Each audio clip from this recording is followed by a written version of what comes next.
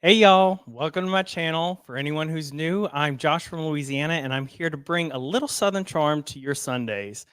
Over the next few weeks, we're doing 2 episode rewatches and recapping a great show that was gone too soon, Southern Charm New Orleans. Tonight, we're going through episodes 3 and 4 of season 1, and we've got fights, tears, chic swamp lunches, and my favorite, alligators. I'll do a briefish recap and then I'd love to hear y'all's thoughts on the episode. Now let's dive in. Give me a second. Good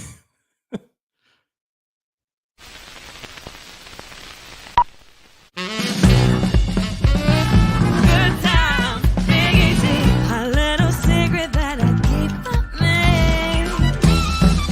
Come on now, close your lips, a little secret. Let's keep living the good life. Laissez les bon temps rouler. All right, episode 3. We're coming right off the heels of John's boys' night that had more girls than boys, which we already know my take on it, but I'll reiterate. I stand with Tamika and Reagan. Why are you going to have a boys' night with mostly married men and then invite over all the single ladies? Anyways, the party breaks up, and while Tamika and Barry seem fine, not sure how John felt after weathering Hurricane Tamika, we see that all is not well with Reagan and Jeff. I'm sure most of us have had those nights that we may have hit the sauce a little too hard and our emotions get strained, but Reagan and Jeff had a knockdown drag out. It was so bad that Jeff nearly jumped out of a moving car. Reagan realized that things were starting to go too far and did her best to tame the situation, but Jeff was insistent that he was leaving, even ready to walk 70 miles from Belle Chase to Covington. For those of you that watched last week, to go from New Orleans to Covington, you have to cross the longest bridge over water in the world. It's a bitch just to drive across it, but imagine walking this in the dark. I'll show you a picture real quick. 1 second. Yeah, not exactly what you want to be doing at 2 a.m. But anyways, poor Reagan goes into full panic mode and texts Tamika to please help her. Once Tamika and Barry show up, Reagan says this is why she had to get out because Jeff is unstable. And if you remember last week, they were in the process of getting an apartment in the French Quarter. We clearly see that Jeff is dealing with some very dark demons and is struggling with drinking, which we all know is a vicious cycle for some people. You drink to numb the pain away, which works for a few hours, but after that wears off, you end up feeling worse than you did to begin with. Finally, Barry is able to convince Jeff to get in the car, and Reagan and Jeff go their separate ways. The next day, they meet at their French Quarter apartment, and Reagan tells Jeff that she's going to pack some bags and stay in the quarter for a while. Tamika and Reagan meet that night and at Tamika's house, and Tamika really holds up a mirror and shows Reagan what exactly is going on. Sometimes when we're so close to a situation, we can't see the forest for the trees, and I think that's exactly where Reagan found herself. But Reagan is also a proper Southern woman, and with that sort of comes a very waspy demeanor. You always present yourself as very polished. You never discuss any tribulations you may be facing, and you just want to stay buttoned up and assure everyone that life is great. But she understands that what she's facing with Jeff is bigger than what she can handle alone, and she is able to lean on Tamika. What's sad is that you can see how much Reagan really loves Jeff, and I think although she's a steel magnolia, she has this very sensitive, caring side to her, and she's scared for Jeff, but just doesn't know what to do. And my heart really broke for both of them in this episode. Simultaneously, we have Barry and Jeff talking about Jeff's side. And I've always heard that footballers suffer from concussions, but Jeff is worried about having CTE, or chronic traumatic encephalopathy, which is a brain degeneration likely caused by recurrent concussions and can lead to early onset dementia and eventually death. So not only is he dealing with being disowned by his family, struggling with drinking and depression, he is also suffering with a potentially fatal condition. Next, we have the thorn in Tamika's side, Gian. Listen, seeing these interactions between Barry and Gian, I see no secretive or flirtatious energy between the two of them.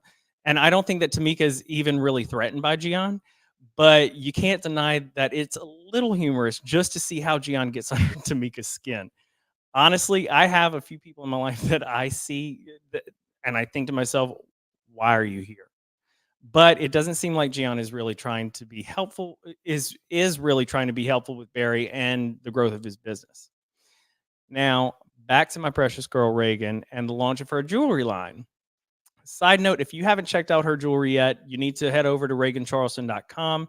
Her pieces are so deliciously southern and I'm obsessed. So we've got the whole crew at Reagan's jewelry launch, including a shirtless John and Tamika's bestie Gian. I think my favorite thing about this episode is that we really start to see more of that Louisiana culture coming out. While the launch party is happening, we get the Mardi Gras Indians marching a second line down the street and jazzing up the party. I want to share a quick little history on the Mardi Gras Indians from MardiGrasNewOrleans.com that I thought was fascinating. So, as I mentioned last week, traditional Mardi Gras organizations form a crew. A crew often names their parade after a particular Roman or Greek mythological hero or god. The ranking structure of a Mardi Gras crew is a parody of royalty: king, queen, dukes, knights, and captains, or some variation of that theme.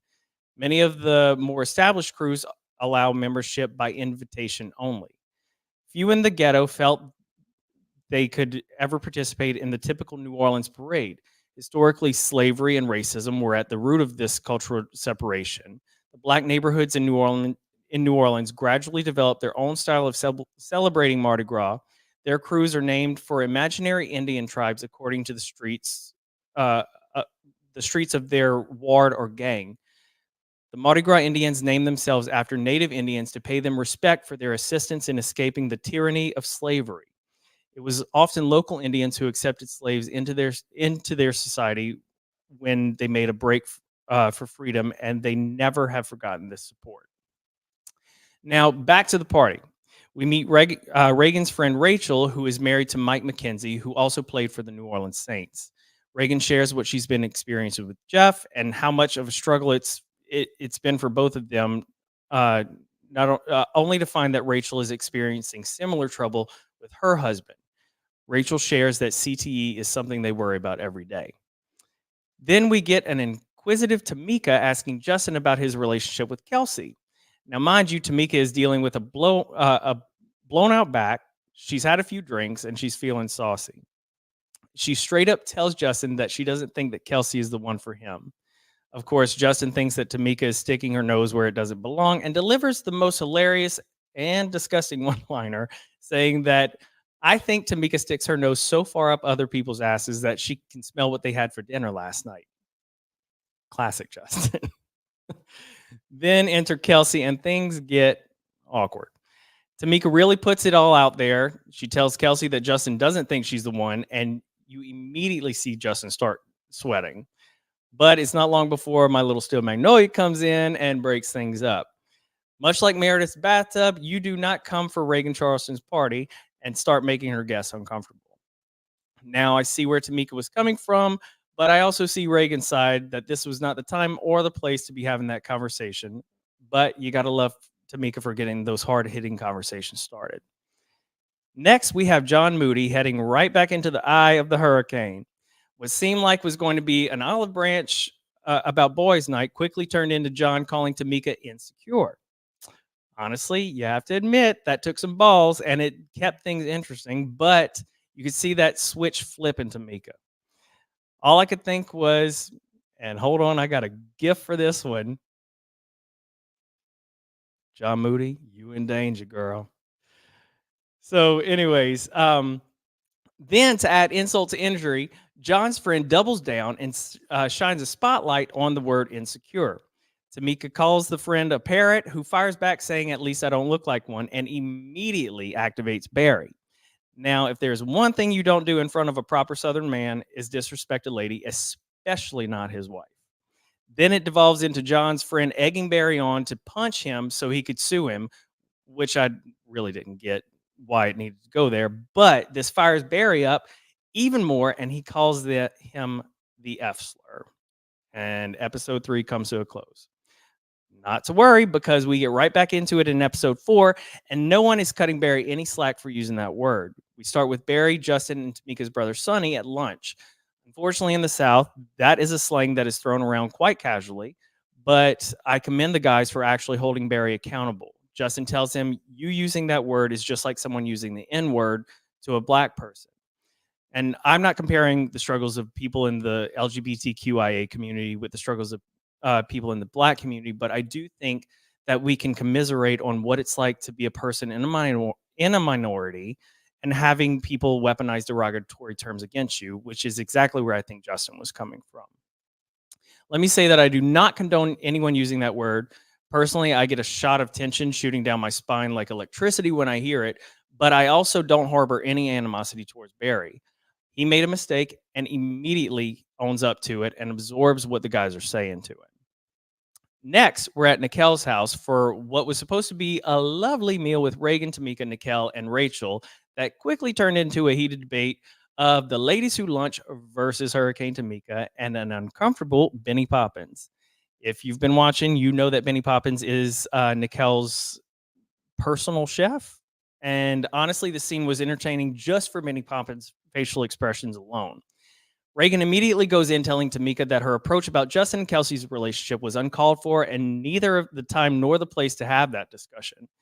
One of my favorite little nuggets was Rachel telling Tamika, you couldn't have called those people on the phone. Tamika digs her heels into the ground saying that she doesn't start shit, she just speaks truths. Then Rachel again comes with a great one-liner telling Tamika, you're a bag of nickels for real. And personally, I'd never heard this term before, but apparently it's a phrase for an ugly girl. A little more insight into Southern terminology. Typically, when we're calling someone ugly, we are saying what they are doing or how they are acting is unbecoming or rude. So if I ever tell any of y'all stop being ugly, what I'm really saying is stop being so nasty and so rude. Anyways, the argument doesn't last long before Tamika has enough and decides it's time to bounce. As Nikel is walking her out, she says that the next time she hosts a lunch, the fifth seat is reserved for a therapist. Cut to the next day, Tamika and her cousin Jared are having a lovely lunch on the water, and she regales him with all the events of Reagan's jewelry event, mainly her conversation with Justin and Kelsey. Jared doesn't cut Tamika any slack either. He tells her that she's in the wrong and needs to apologize. However, Tamika refuses to apologize, and it just sort of makes me giggle because my niece Sydney Claire is the exact same way. She's not going to say I'm sorry, but she'll find other ways to atone for it. Now, next scene, we are back to Nikel's house. And honestly, I got to say, I feel out of everyone, Nikel has the most charming home. It just drips in Southern New Orleans charm. But anyway, Tamika knows that she has to do something to make up for her actions at Reagan's jewelry event and remembers that, and I didn't see this coming, but Nikel is a certified swamp tour guide. Apparently, she brings so many people to Jean Lafitte's swamp tours that they made her an honorary tour guide. So the ladies plan a floating swamp lunch so that everyone can air their grievances in an enclosed space with no escape, which we all know can go one of two ways. Now, if y'all know me, you know I love a gator, but I especially love a swamp tour. I highly recommend just look how much fun you could have. And I got to show y'all this. This was one of the happiest moments of my entire life. Got to meet a little baby gator myself.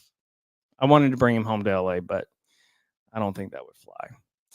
Anyway, now the whole gang gets together and are off to the swamp.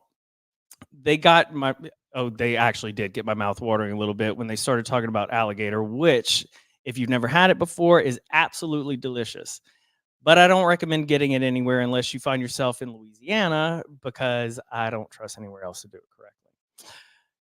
And we get this gem of a scene with everyone doing their best Cajun accents, which cracked me up. Over there? Yeah, over there. Over there.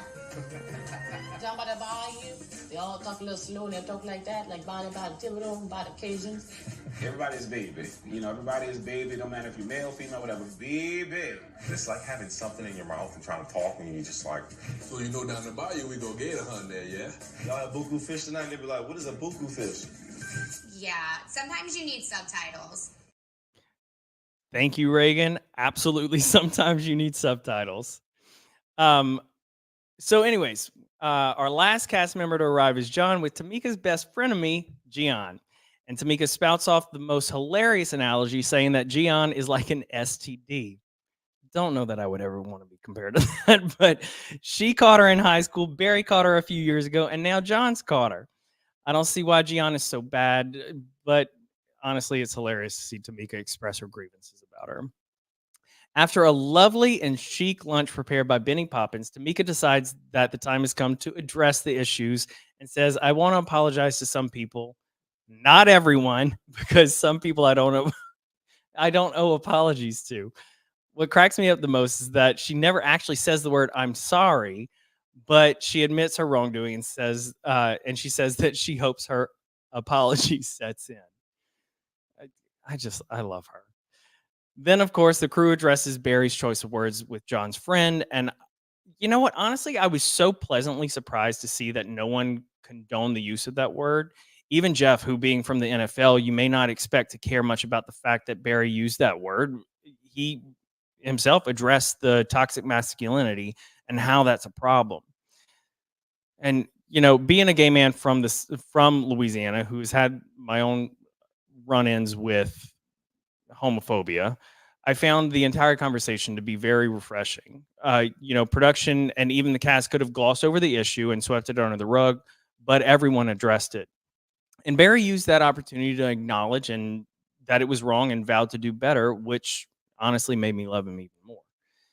A twist that I didn't see coming was when Tamika's cousin Jared shares with the group that he's gay. And his delivery was so genuine and really spoke to what a lot of us struggle with. Many gay people live with a fear and a struggle every day of our lives. And sadly, for a lot of us, that fear is also for our physical safety. The most heartfelt moment of the entire past two episodes was seeing Tamika embrace Jared.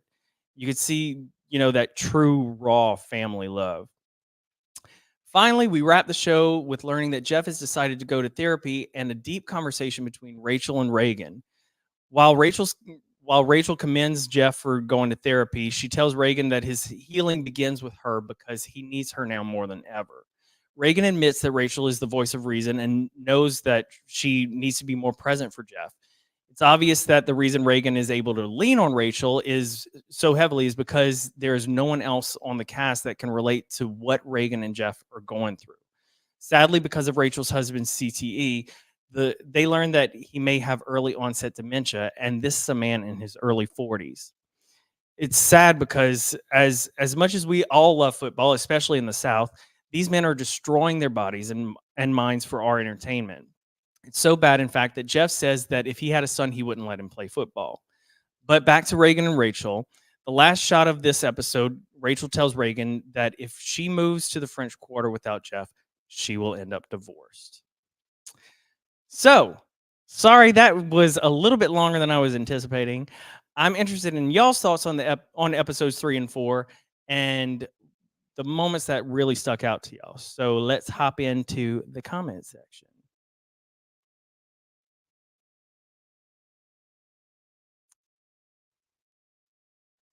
I love y'all so much. So many of y'all.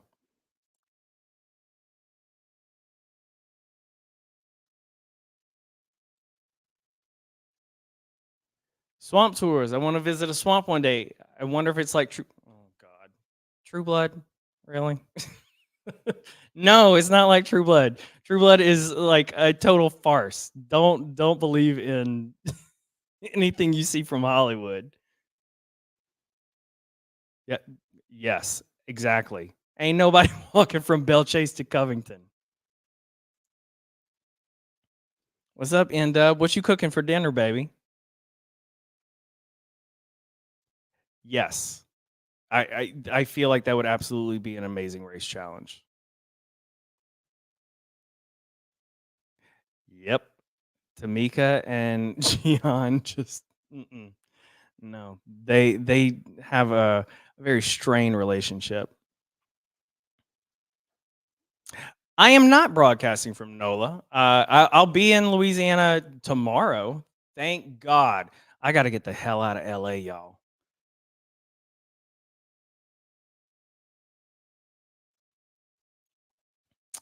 Oh yeah, Sutton actually gave me that.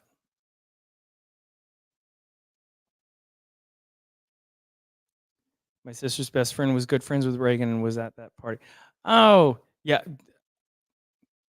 Don't want to like give anything away or jinx anything, but I'm actually supposed to meet Reagan when I'm in town. Thank you. I obviously y'all know that I love Louisiana so much, and I feel like yeah, I mean, Louisiana has such a rich history, y'all, and there's just so much more to learn. And these past couple episodes just give you like a minute taste of how delicious Louisiana is.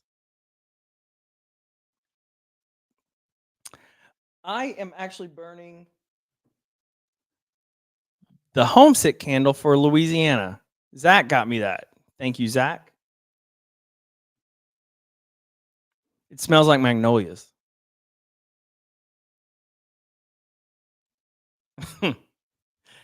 Thank you, Sam. Welcome in, Karen. Oh, bye, Kimberly. I will see you when I'm in Louisiana.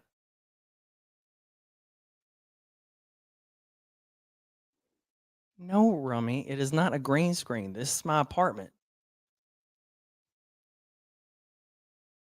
Actually, that's not the first time that someone has said that to me. They thought that I was operating with a green screen behind me. I don't have that much money.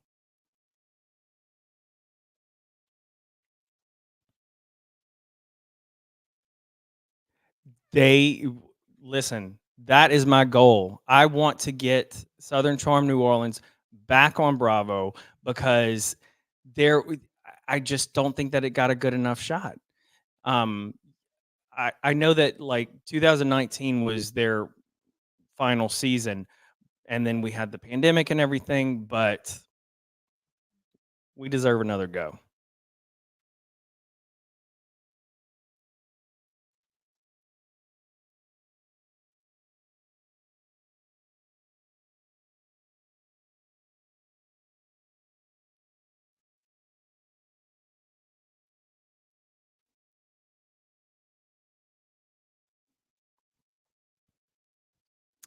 Yes, Zach and I are basically like brothers. We fight and bicker and everything.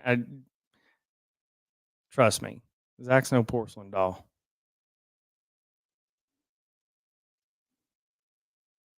Yeah, baby.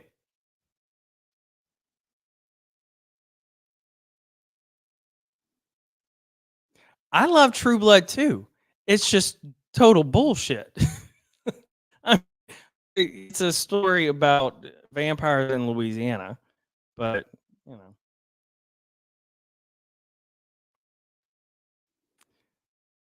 the biggest differences between the Everglades and the Bayou. God, I don't know. I've never been to the Everglades, but I don't know. Good culture. Don't think the Everglades have good culture, and they don't have Cajuns. Karen, I feel like they're getting there. That we're getting a little more accurate representation of Louisiana. I did read yesterday from NOLA.com the author of this column said that he seemed to take real issue with episode 4, where they did the whole floating swamp luncheon, and he was like, "That seems like the most ridiculous thing." And I'm from Louisiana, and if I wanted to go to the swamp, I could find it. I don't need a tour guide or anything. I've never been on a swamp tour. Who cares? You're like we're This show is not geared only for people from Louisiana. We are trying to welcome people into our culture. And I think that while I have myself never been on a floating swamp luncheon, I loved the fact that they did that and it was so chic. I also love seeing the Mardi Gras Indians. That was fantastic.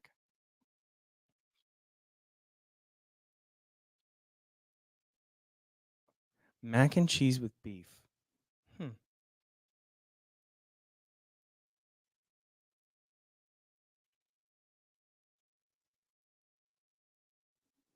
Talking about Reagan, we started following each other, and I just anytime like Louisianians interact, it's like family. So I don't know. Hopefully, she likes me when she meets me. Rummy, watch the damn show. What is wrong with you?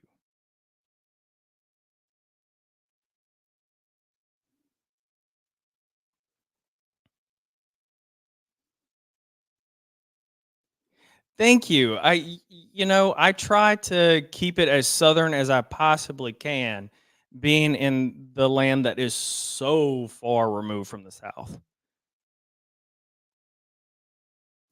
That is exactly why I chose this apartment for my brick wall.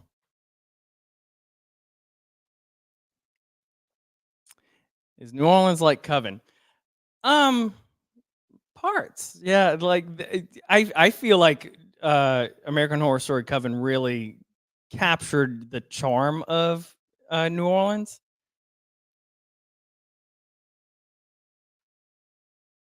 Thanks, babe. Love you.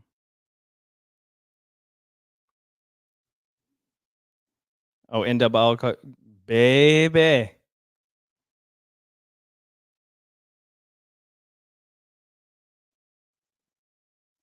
Don't spoil anything.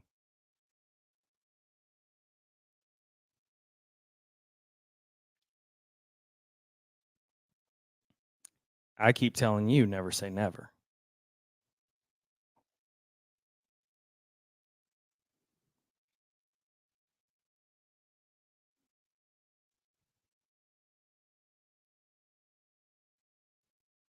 Oh, how was the Everglades, Ndub? I want to know.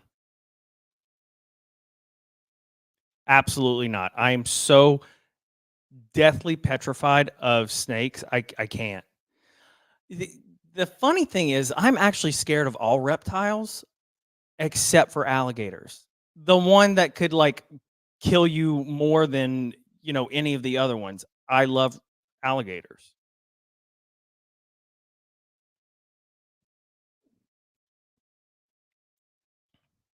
It's actually not scary at all. I mean, you're on a safe boat, very far away from them, and I'm telling you, these gators like jump out of the water to get like the chicken and everything that the tour guides are giving them. But you're like so far away from them. There's nothing to be scared of.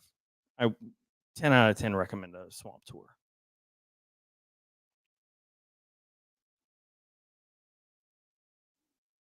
Oh yeah, Greg, you're right. Those umbrellas are really just for funerals.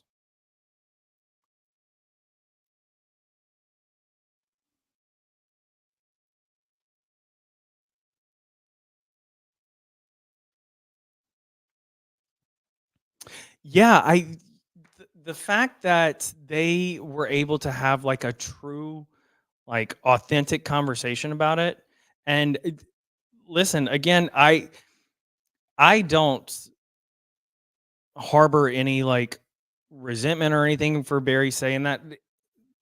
I have family members that sometimes just like it'll fly out of their mouth, and you just sometimes need to be kind of called back and shine a light and say, that's not okay.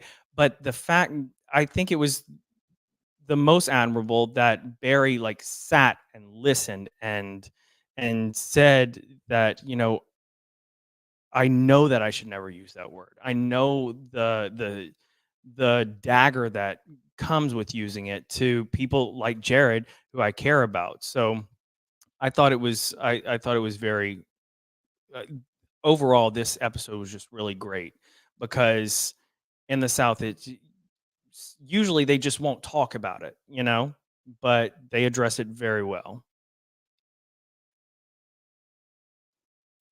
I'm telling you, go to Louisiana. New Orleans is unlike any other city. Okay, I'm sorry. I didn't realize they have swamps in Mexico. Greg, shut up.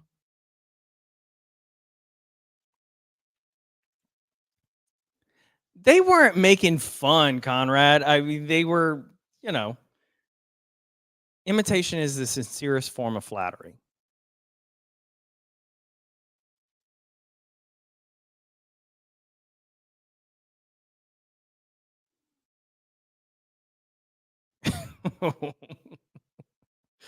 The shade. The difference between a gator and a crocodile. Well, gators are just prettier. No, but I mean, I know that like gators, I just physically, gators are much broader, much more broad. I don't know. I'm an English major. I should know proper grammar. But a gator has a very broad snout, whereas crocodiles have a very narrow snout, and they're just ugly. Sorry, I know that's like, an Australian thing, Rummy.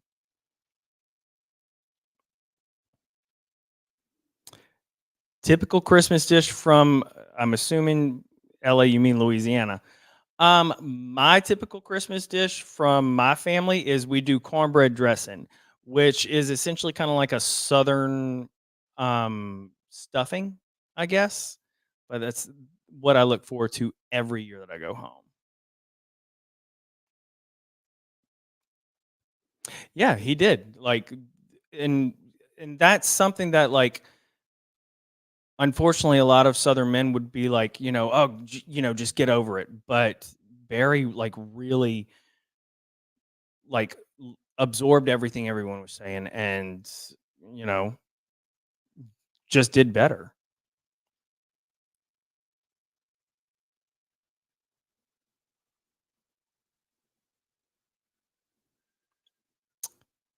These types of conversations don't really happen on current shows. A lot of times the groups are just trying to nail each other to the cross.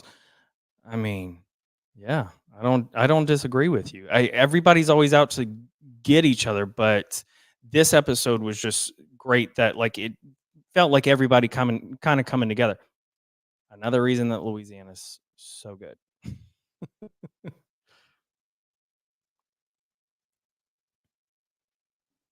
Oh yeah, that's true. Um, Alligators are freshwater reptiles, whereas crocodiles, I think they're all saltwater, aren't they? Shut up, Rummy.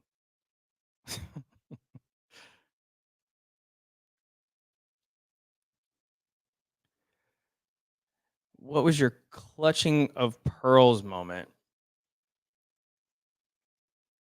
Like in the episodes?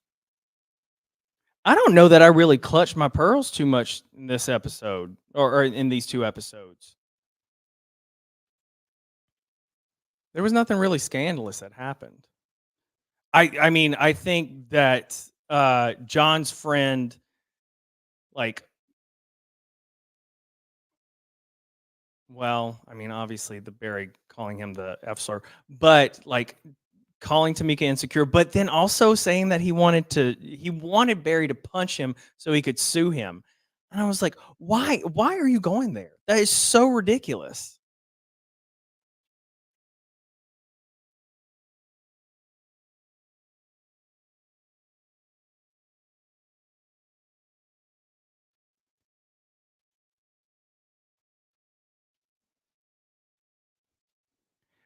Gator snout is squared. Yeah, I mean, I guess they're more squared. Um, Crocodiles, yeah, I guess they do seem more aggressive. Well, I mean, gators are from uh, the states, so they're a little more lazy.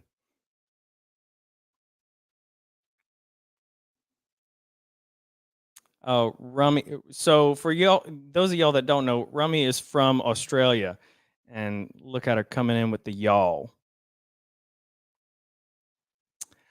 You know what? I love Louisiana so much. If I ever had to move back, I would move to New Orleans. But I love loving Louisiana from afar. Um, it just makes it so much more special when I get to go home and be with my family.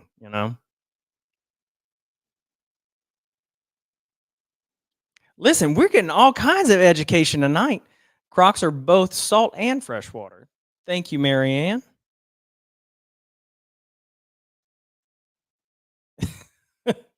When you say ugly, you mean them Crocs are nasty, rude, so nasty and so rude.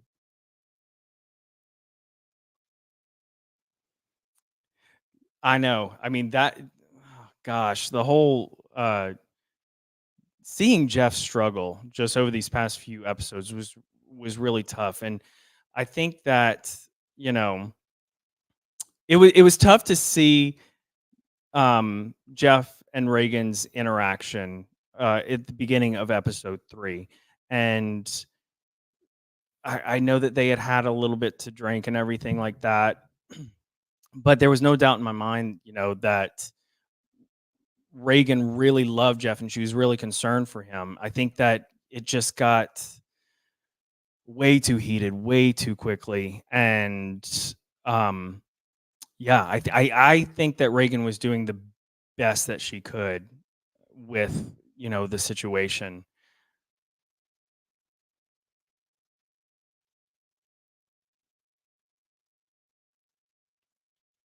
Rummy. Everyone on this planet knows that Steve Irwin was killed by a stingray. How do you not know that? That's like your national treasure.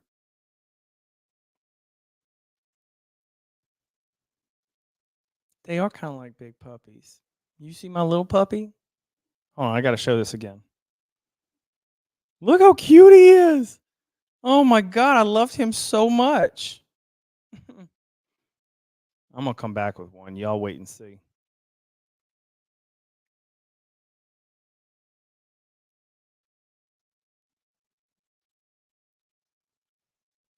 I know, and that's like when Reagan's friend Rachel was talking about her husband like exhibiting early signs of dementia. Rachel said that she would send her husband Mike to the store like with stuff to get, and he'd come back and not have anything because he just completely forgot.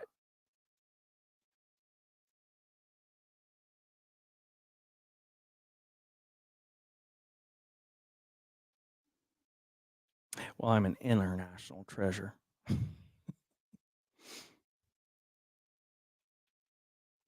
Homes in Louisiana? Yeah, my parents used to have an in-ground pool.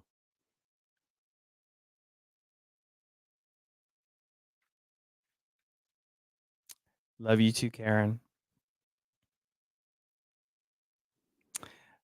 All right, guys. Any final thoughts on this week's recap? Episodes 3 and 4.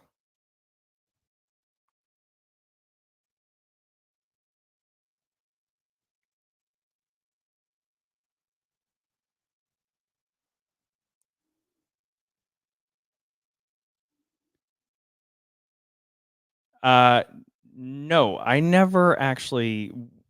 Where my, which is surprising because my parents live on Manchac Bayou, and I never encountered gators in our yard, even though we claim them as our Louisiana yard dog.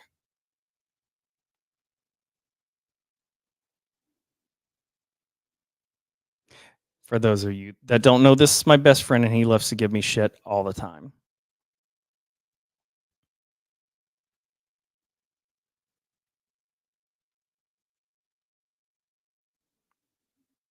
Yes, start watching the show so you can contribute to the conversation, Rummy.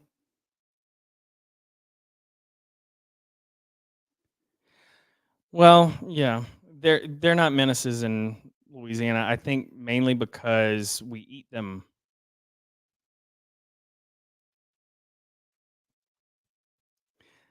All right, guys. I think that's about it for me for this evening. Next week we have episodes 5 and 6, and we are going to the Myrtles Plantation, the most haunted house in the United States. Anyways, thank y'all for joining me tonight. I hope you're loving Southern Charm New Orleans as much as I do. If you enjoyed this live, please remember to like and subscribe. Now, next week I will be back home in Louisiana. So if you'd like updates on my trip, be sure to follow me on Instagram at Josh from Louisiana. I'm keeping my fingers crossed that I'll get to see a few familiar faces, but that's all for now, y'all. Remember, you don't have to love everybody, but just don't be a hater gator. Love you guys. Bye.